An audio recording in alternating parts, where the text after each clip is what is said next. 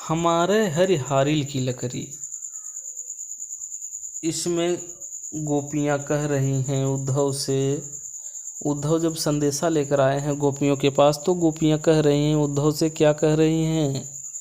हमारे हरिहारिल की लकड़ी। हारिल होता है एक पक्षी। क्या होता है हारिल? हारिल एक पक्षी होता है जो एक लकड़ी हरदम फंसाकर उड़ता रहता है। वो लकड़ी को कभी नहीं छोड़ता है, अपने चंगुल में फंसाए रहता है, चाहे जहाँ भी जाता है उस लकड़ी को छोड़ता नहीं है हारिल पक्षी। तो गोपियाँ कह रही हैं कि हमारे हरिहारिल की लकड़ी। कह रहे हैं कि हमारे हरि मतलब कृष्ण, हमारे लिए तो कृष्ण हारिल की लकड़ी हैं। जैसे जिस प्रकार से हारिल अपने उस लकड़ी को छोड़ नहीं सकता, वही हाल हमारी है। हम भी इनको नहीं छोड़ सकती हूँ।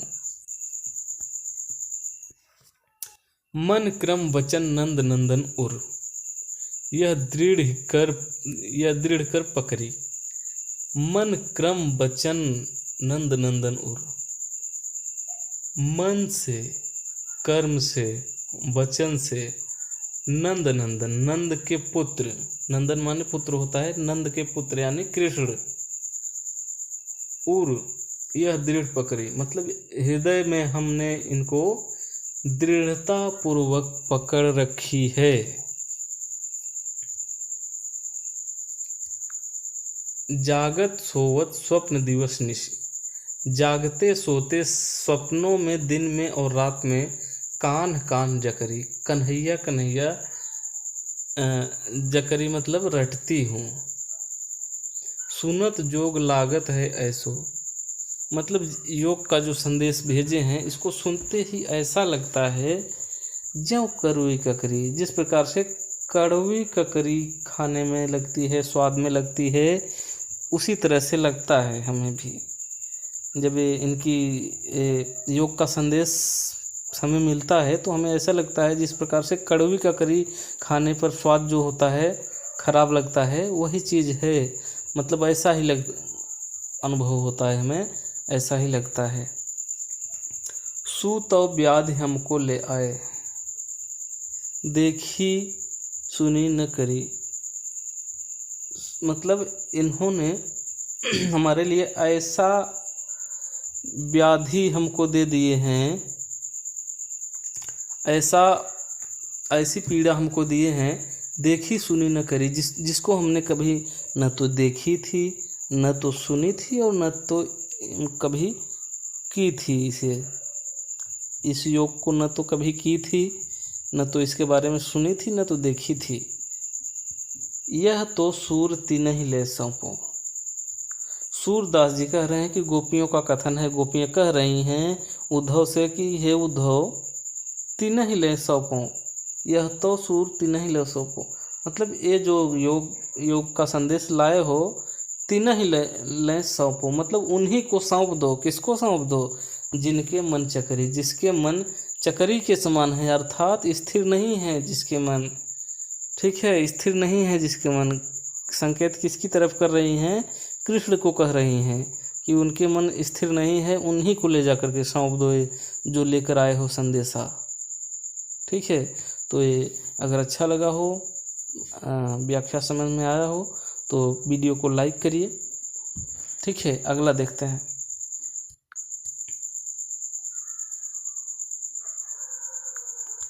हरि हैं राजनीति पढ़ी आए। इसमें गोपियाँ कह रही हैं किसको? कृष्ण को, श्री कृष्ण को कह रही हैं कि हरि हैं राजनीति पढ़ी आए, कि अब तो वो राजनीति पढ़ आए हैं। कौन? कृष्ण। क्या कर लिए हैं? गोपियाँ कह रही हैं कि वो तो अब राजनीति पढ़ लिए हैं। समुझी बात कहत मधुकर के।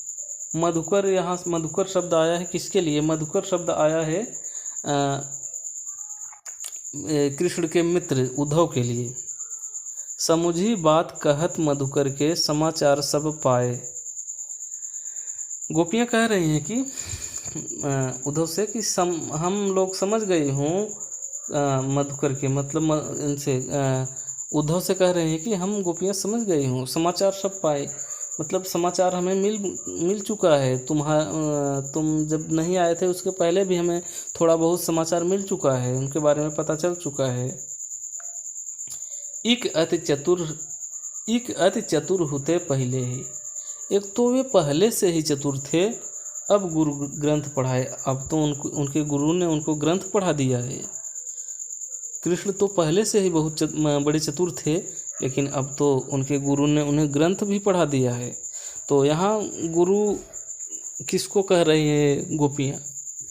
इस मतलब गुरु यहाँ पर गुरु से तात्पर्य है कुब्जा स्त्री थी, एक नारी थी जिसको श्री कृष्ण ने ठीक कर दिया था। उनके पीठ पर कुबड़ निकला था, ठीक है, पीठ पर कुबड़ निकला था और श्री कृष्ण ने ठीक कर दिया था। तो गोपियाँ सोच रही हैं कि कृष्ण जा कर के उसी स्त्री के चक्कर में पड़ गए हैं, इसलिए उसी को कह रहे हैं। गुरु जो कह रही हैं, गोपियाँ जो गुरु कह रही हैं, गुरु ग्रंथ पढ़ाए, तो गुरु उसी को कह रही हैं, उसी स्त्री को कह रही हैं, कुब्जा नारी को, ठीक है। तो गुरु, यहाँ गुरु शब्द आया है कुब्जा स्त्री के लिए, ठीक है। बड़ी बुद्धि जानी जो उनकी बुद्धि अब बढ़ गई है, गोपियाँ कह रही हैं। बड़ी बुद्धि जानी जो उनकी, मतलब उनकी बुद्धि बढ़ गई है, जो उनकी मतलब उनकी किसकी? कृष्ण की। योग संदेश पठाए, उनकी बुद्धि इतनी बढ़ गई है कि योग का संदेश भेजने लगे हैं। बुद्धि बढ़ने से तात्पर्य नहीं है कि सच में बढ़ गई है, व्यंग कर रही हैं गोपियाँ। उद्धव भले लोग आगे के, पर हित डोलत धाये। गोपियाँ कह रही हैं कि हे उद्धव, भले लोग आगे के, मतलब आगे के लोग का मतलब वहाँ के लोग बड़े भले हैं, बड़े भोले हैं, बड़े भले हैं, अच्छे हैं। पर हित डोलत धाये, मतलब दूसरों के हित के लिए दौड़ते फिरते रहते हैं। ये गोपियाँ कह रही हैं कि व्यंग कर रही हैं। सच में भले कहने का तात्पर्य नहीं है कि सच में भले कह रही हैं कि सही हैं, ये व्यंग कर रही हैं गोपियाँ। अब अपने मन फेर पाए हैं, गोपियाँ कह रही हैं उद्धव से कि हे उद्धव, अब तो हम गोपियाँ अपना मन फिर से वापस पाना चाहती हूँ। चलत जूहते चुराए, जो वहाँ जाते वक्त कृष्ण ने चुरा लिए थे, उसको अब हम गोपियाँ फिर से अपना वापस पाना चाहती हूँ, अपना मन, ठीक है।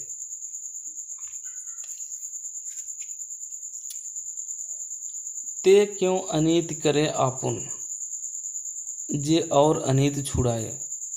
गोपियाँ कह रही हैं कि ते क्यों अनीत करे आपुन, मतलब वे क्यों अनीति कर रहे हैं हम पर।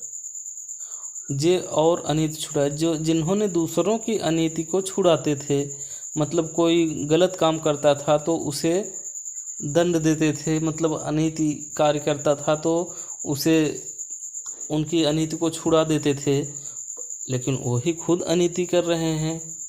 ऐसा क्यों कर रहे हैं? राजधर्म तो यह सूर, जो प्रजा न जाहि सताए। सूरदास जी कह रहे हैं कि गोपियों का कथन है कि हे उद्धव, मान लीजिए वो राजा हैं, मानिए कि हम प्रेमिकाएं नहीं, मान लीजिए हम प्रजा हैं उनकी, ठीक है, वो राजा हैं और हम प्रजाएं हैं। राजधर्म तो यह सूर, जो राजधर्म की दृष्टि से अगर देखें तब पर भी जो प्रजा न जाए सताए, तब पर भी प्रजा को क्यों सता रहे हैं? क्या राजा का यही धर्म होता है कि प्रजा को सताएं? अगर इस दृष्टि से देखेंगे तब पर भी गलत कर रहे हैं, गोपियों का कथन है।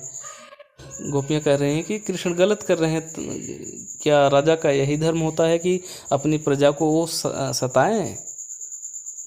तो इसका अर्थ यही था, व्याख्या यही था।